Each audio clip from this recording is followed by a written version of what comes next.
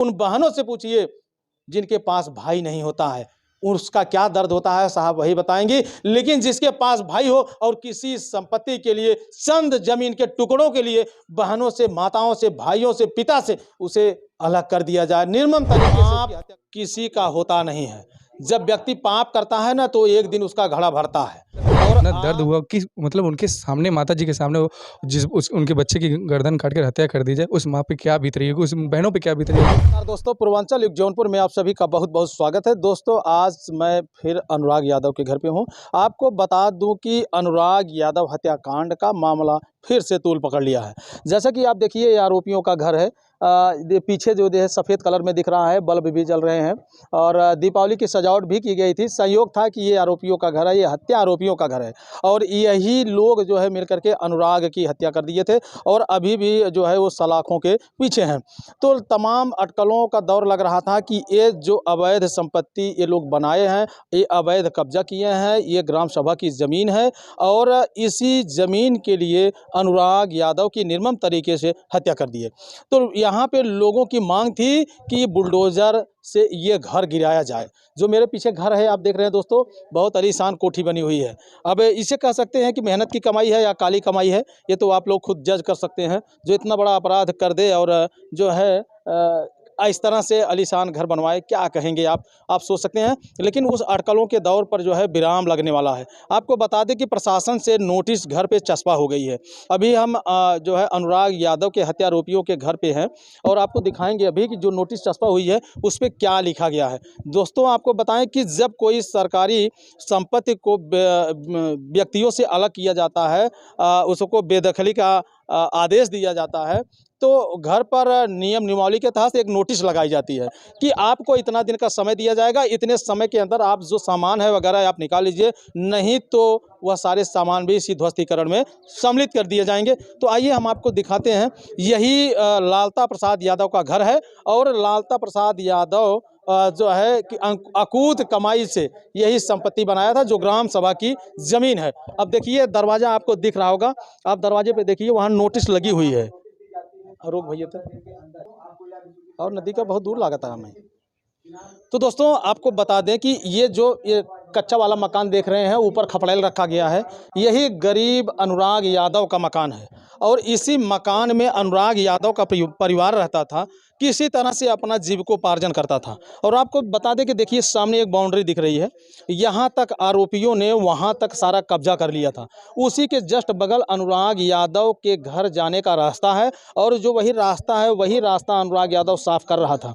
उसी रास्ते को साफ करने के लिए ये लोग मना कर दिए और उसी में विवाद बढ़ा और वो लोग अनुराग यादव की जान ले लिए। और आपको बता दें कि यहाँ से मैं चाहूँगा कि आप इधर से दिखा दीजिए, ये पूरी हवेली दिखे कि जो है कैसा इन लोगों का मकान था, इनके लोगों की सोच क्या थी। अब जैसा कि देख रहे हैं, देखिए ऊपर पूरी हवेली नज़र आ रही होगी और गांव के लोग भी इन लोगों से तरसते। तमाम जब से नोटिस लगी है तमाम लोग यहाँ आ रहे हैं सुन करके। क्या नाम है आपका? यहाँ के नहीं है, क्या नाम है? सिकंदर नाम है। अच्छा सिकंदर, क्या देख सुन करके आप आए?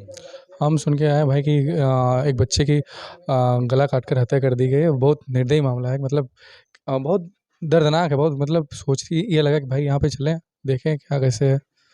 अच्छा ये कहीं न कहीं अगर देखा जाए तो देश का एक धरोहर था, अपने माता पिता का लाल था। जी और अच्छा अब आरोपियों के घर पे नोटिस चस्पा हो गई है, नोटिस आपने देखा? जी जी अब ये तो घर गिरेगा। जी। और और गिरना चाहिए भाई, गिरना चाहिए, क्योंकि इतनी दर्दनाक मौत है और ये पूरे ज़िले में फैल चुकी है। मतलब पूरा प्रदेश मतलब जान रहा है कि ये किस तरीके का, ये एक तरीके से जो युद्ध महाभारत में नहीं चल रहा था उस तरीके का भाई मर्डर किया गया है। और यहाँ पर भाई बुलडोज़र चले और इनका मकान गिरे तब जाके, और जो मारे हैं उन्हें उनका एनकाउंटर हो तभी जाके कुछ भाई इस परिवार को शांति मिले। सही कह रहे हैं। अच्छा उनके माता पिता से भी आप मिले कि नहीं? अभी नहीं मिले। आप मिलिए उनके माता पिता से, अरे देखिए भैया, क्या इस दर्द तरीके से कि मतलब वो उनके माता पिता में इतना दर्द हुआ कि मतलब उनके सामने, माता जी के सामने, वो उनके बच्चे की गर्दन काट कर हत्या कर दी जाए, उस माँ पे क्या बीत रही होगी, उस बहनों पे क्या बीत रही होगी। जो बहनें अपने भाई, पाँच बहनों में वो अकेला भाई था, कितना प्यार होगा उस भाई के ऊपर, और उसका गर्दन काट कर हत्या कर देगी, उस पर क्या बीत रही होगी भाई। वो कैसे होंगे कैसे नहीं होंगे, ये उन्हीं को वही बता सकते हैं। हम यही चाहते हैं भगवान उनको मतलब ये करें कि मतलब उन्हें थोड़ा सा उनमें आत्मविश्वास जताएं कि वो रह सकें, अपना भाई और लोग मदद कर रहे हैं इस गरीब परिवार की। लोग अनुदान भी दे रहे हैं, दान भी कर रहे हैं। कहीं न कहीं अगर देखा जाए तो अनुराग यादव के परिवार को अगर इस तरह से लोग जिस तरह से प्यार दुलार दे रहे हैं, जिस तरह से लोग दान दे रहे हैं, इसी तरह दान देते रहेंगे तो कम से कम वो केस तो लड़ सकेंगे। जी, ये बात सही है आपकी, लेकिन अब उसमें उनका बेटा जो खो गया है, वो तो वापस नहीं आ सकता। अब इस तरीके से क्या ही बताएँ भैया।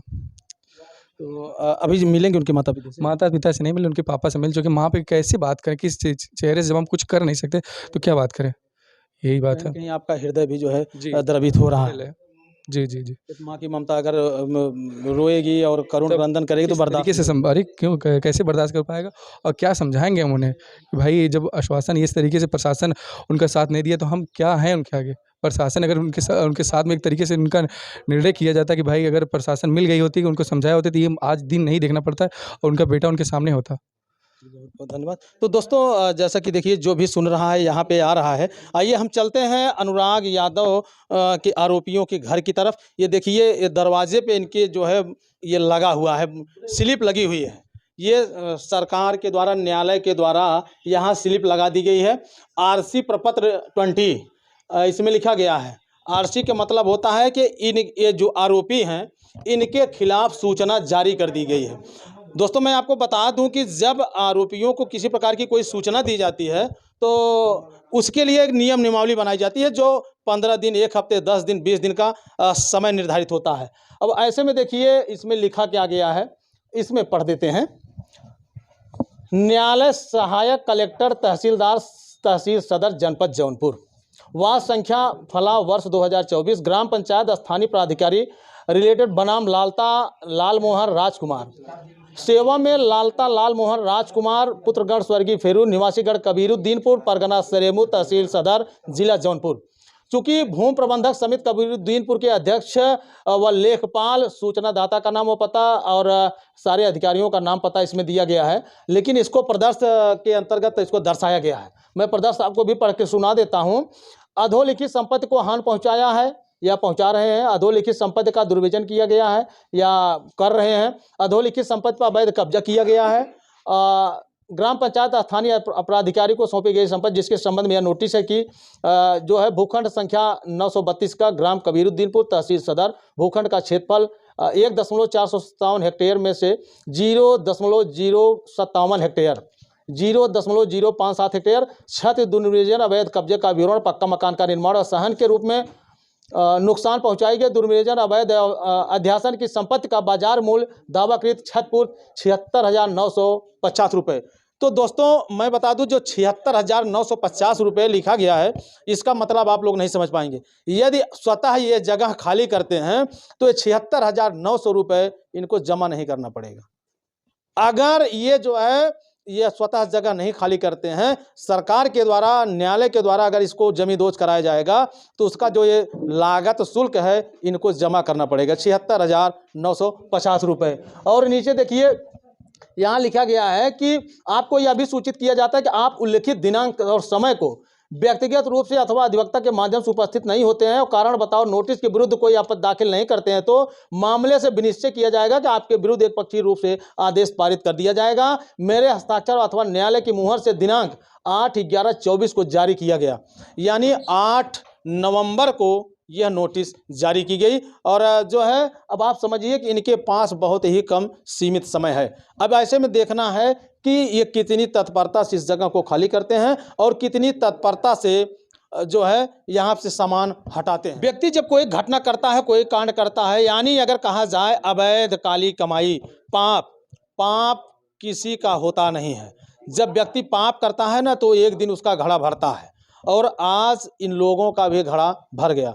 चंद जमीन के टुकड़ों के लिए एक व्यक्ति की, एक बालक की बेरहमी से हत्या कर दी।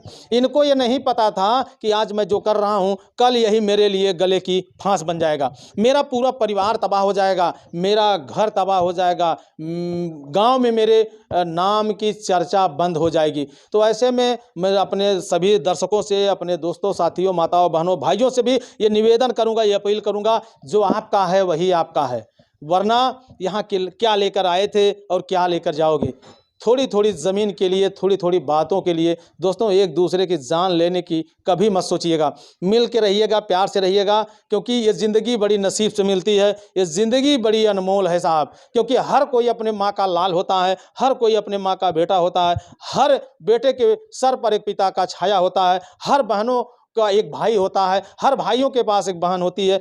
आप उनसे पूछिए जिनके पास बहन नहीं होती है, उस भाई से पूछिए बहन का दर्द क्या होता है, और उन बहनों से पूछिए जिनके पास भाई नहीं होता है, उसका क्या दर्द होता है साहब वही बताएंगे। लेकिन जिसके पास भाई हो और किसी संपत्ति के लिए, चंद जमीन के टुकड़ों के लिए बहनों से, माताओं से, भाइयों से, पिता से उसे अलग कर दिया जाए, निर्मम तरीके से उसकी हत्या कर दिया जाए, जो दुनिया में वापस लौट करके न आए। कहीं न कहीं अगर देखा जाए जनपद जौनपुर की सबसे विभत्स घटना थी, और सबसे ज़्यादा तो एक्टिव हमारे जनपद के पुलिस कर्मचारी, अधिकारी लोग रहे, और तत्परता दिखाते हुए सारे लोगों की गिरफ्तारी भी कर दिए हैं। अब ऐसे में देखिए न्यायालय के द्वारा नोटिस भी इनके दरवाजे पर चस्पा हो गई है। कहीं न कहीं अगर देखा जाए तो अनुराग यादव को न्याय मिलता नजर आ रहा है। दोस्तों ये वीडियो देखने के बाद कमेंट करके आप अपनी राय जरूर दीजिएगा। मिलते हैं किसी नेक्स्ट खबर, नेक्स्ट वीडियो में, तब तक के लिए जय हिंद।